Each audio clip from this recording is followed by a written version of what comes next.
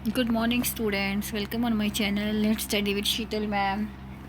मैंने आपको 10th class में मेटल नॉन मेटल स्टार्ट करवा रखा है। मैं यहाँ तक आपको करवा चुकी हूँ रिएक्टिविटी सीरीज़ के बारे में। अगर आपने मेरी वीडियोस को नहीं देखा तो जाकर आप मेरी वीडियोस को देख सकते हो, उसमें मैंने कंप्लीट करवा रखा है यहाँ तक।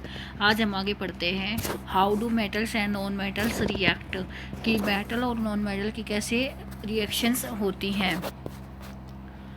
Reactions of metal with A number of, मतलब ये हमने अभी तक बहुत सारे ये पढ़ लिया कि मेटल्स की जो रिएक्शंस होती हैं किसके साथ कैसे कैसे हो रही हैं। अब हम आगे पढ़ेंगे। अभी हमने आप 9th क्लास के आपने पढ़ा होगा इलेक्ट्रॉन, 9th क्लास में आपने पढ़ा हुआ है electronic configuration of elements in class. Electronic configuration के बारे में पढ़ा होगा कि मेटल की जो इलेक्ट्रॉनिक कॉन्फ़िगरेशन है मेटल नॉन मेटल्स की, और आपने ये देखा होगा कि कैसे क्या होता है। We learned that noble gases which have completely filled valence cells show the little chemical activity। आपने पढ़ा होगा जो नोबल गैसेस होती हैं जो ग्रुप 18 में होती हैं वो सबसे कम एक्टिविटी दिखाती हैं, रिएक्शन कम दिखाती हैं सबके साथ, क्योंकि उनका जो वैलेंस सेल्स होती हैं, जो वैलेंस सेल होती है वो कम्प्लीटली फिल्ड होती हैं। क्या होती हैं? कम्प्लीटली फिल्ड होती हैं। We therefore explain the reactivity of elements as a tendency to attain a completely filled valence cells। अभी हम ये पढ़ेंगे आगे जाके एक्सप्लेन करेंगे कि रिएक्टिविटी ऑफ एलिमेंट्स होती हैं, उनकी कैसे टेंडेंसी होती है, कैसे वो अपने जो वैलेंस सेल्स होती हैं कैसे करके रिएक्शंस करके अपनी जो आउटर मोस्ट सेल होती है, वैलेंस सेल होती है, उसको कैसे फिल करती हैं, कैसे कम्प्लीटली स्टेबल बनाती हैं। Let us look have a electronic configuration of noble gases and सब मेटल और मेटल। आप कुछ है कि नोबल गैसेज और मेटल और मेटल की कॉन्फ़िगरेशन, इलेक्ट्रॉनिक कॉन्फ़िगरेशन के बारे में पढ़ेंगे हम। अभी हम पढ़ते हैं सोडियम एटम के बारे में। सोडियम एटम का जो एटॉमिक नंबर होता है वो क्या होता है? 11। Has 1 electron in its outermost shell. जो उसकी बाहर वाली सेल होती है उसमें कितना, एक इलेक्ट्रॉन होता है बाहर वाली सेल में, अंदर 2 होते हैं। फिर यहाँ पर कितने होते हैं? 8। 1 2 3 4 5 6 7 8। और बाहर कितना होता है? ओनली 1 होता है। कितना होता है? 1 होता है। यहाँ देखो ये अंदर वाली सेल, यहाँ पर एक और मैं बाहर वाली सेल बना रही हूँ, इसमें कितना है? ये ओनली 1, डार्क बना दिया। तो अभी हम पढ़ेंगे कि जो इलेक्ट्रॉनिक कॉन्फ़िगरेशन क्या है। Sodium atom has 1 electron in its outermost shell. If it loses the electron from its M cell, then L shall now become the outermost shell and then be stable octet। ये बोलता है अगर बाहर वाला ये वाला हिस्सा अगर ना हो, ये बाहर वाला जो इलेक्ट्रॉन है अगर वो रिमूव हो जाए, वो डोनेट कर दे, तो ये जो अंदर वाली जो शेल है ये इसमें रह जाएगा, यहाँ पर आउटर मोस्ट हो जाएगी ये सेल।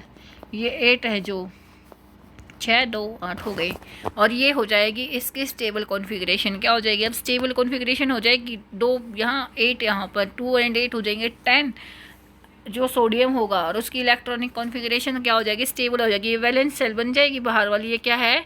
अब वैलेंस सेल है, और ये क्या हो जाएगी? स्टेबल हो जाएगी। The nucleus of this atom still has 11 proton. लेकिन जो अंदर जो न्यूक्लियस है, इसका न्यूक्लियस होगा, यहाँ पर जो न्यूक्लियस है उसके पास अभी भी 11 प्रोटॉन तो होंगे ही, लेकिन इलेक्ट्रॉन कितने रह गए? इलेक्ट्रॉन रह गए 10। प्रोटॉन कितने हैं? 11। प्रोटॉन कितने हैं? 11। अब ये बोलता है but the number of the electrons has become 10। Electron कितने हो गए? 10। So there is a net positive charge giving us a sodium cation Na+। अब हम उसको कितना, जो उसको लिखेंगे, जो कैटायन का एक पॉजिटिव चार्ज रह जाएगा Na+, क्योंकि उसके पास एक प्रोटॉन ज़्यादा है। On the other hand chlorine has, अब क्लोरीन की बात करेंगे, chlorine has 7 electron in outermost shell. जो क्लोरीन होगा, क्लोरीन के पास क्या है? 7 आउटर मोस्ट इलेक्ट्रॉन सेल है। वैलेंस सेल में 11 उसका जो, देखो मैं आपको बताती हूँ कि जो क्लोरीन है, ये है क्लोरीन, इसकी इलेक्ट्रॉनिक कॉन्फ़िगरेशन ये होती है। अभी जो 7 है ये क्या है? ये है आउटर मोस्ट सेल में इलेक्ट्रॉन्स। ये बच जाएगा, जो आउटर मोस्ट सेल में कितने होने चाहिए, 8 होने चाहिए, लेकिन अब कितने हैं 7, तो इसको 1 चाहिए स्टेबल होने के लिए। क्या आ जाएगा, नोबल गैस में इंक्लूड होने लग जाएगा। अगर इसके पास 1 और हो जाए तो ये क्या हो जाएगा, स्टेबल हो जाएगा। इसको स्टेबल करने के लिए 1 इलेक्ट्रॉन की ज़रूरत होती है। अब आगे पढ़ते हैं हम, यहाँ देखिए, and it require 1 more electron to complete its octet. मैंने अभी बताया आपको कि जो क्लोरीन है उसको 1 इलेक्ट्रॉन चाहिए अपना ऑक्टेट कंप्लीट करने के लिए। If sodium and chlorine were to react, अगर सोडियम को और क्लोरीन को आपस में रिएक्ट किया जाए, सोडियम तो अपना 1 दे दे और क्लोरीन को मिल जाए, the electron lost by sodium could be taken up by the chlorine, जो सोडियम इलेक्ट्रॉन देगा वो क्लोरीन को मिल जाए। After gaining 1 electron the chlorine atom gate a unit negative charge. अब क्या होगा, जो क्लोरीन के पास एक नेगेटिव चार्ज आ जाएगा, क्योंकि उसके पास प्रोटॉन तो 17 है, लेकिन इलेक्ट्रॉन कितने हो गए, 18 हो गए। इलेक्ट्रॉन क्या हो गए, 18 हो गए।